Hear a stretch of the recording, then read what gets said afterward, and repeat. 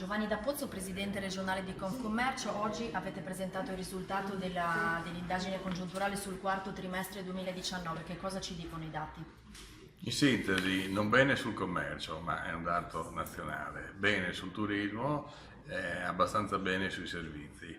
Direi che comunque il terziario, dall'analisi degli ultimi 10 anni, si evidenzia come il settore che tiene in piedi questa regione, anche in termini di occupazione. Abbiamo visto che sia nel turismo che nei servizi gli occupati sono aumentati e tutto il terziario, pur considerando il dato negativo del commercio, evidenzia l'unico dato positivo di incremento di unità lavorative.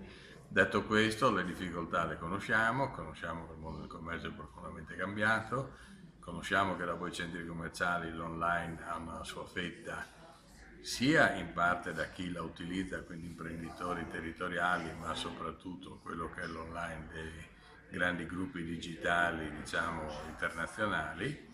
E il problema del nostro territorio è quello di una perdita fortissima di aziende nei centri periferici, nei centri minori, nei centri montani, e su questo abbiamo richiesto alla Regione di intervenire su una riformulazione di una norma dell'Alto Adige a sostegno sulle attività in essere e possibilmente con degli incentivi su eventuali attività che si possono aprire nei piccoli comuni.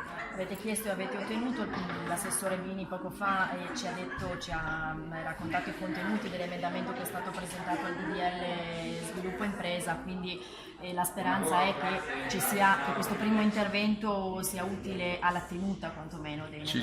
Ci sarà, non è solamente per un fatto economico marginale, che questo è marginale, ma per un fatto soprattutto sociale. I piccoli paesi, se non hanno delle strutture di prima necessità, dei pubblici esercizi, delle trattorie, che sono anche dei punti di ritrovo della popolazione, dove abbiamo 1000, 1500, anche sotto i 1000 abitanti, rischia che il paese, già per il fatto demografico, accelera quello che è un impoverimento sociale, demografico e quindi anche del territorio regionale. Grazie Presidente. Grazie.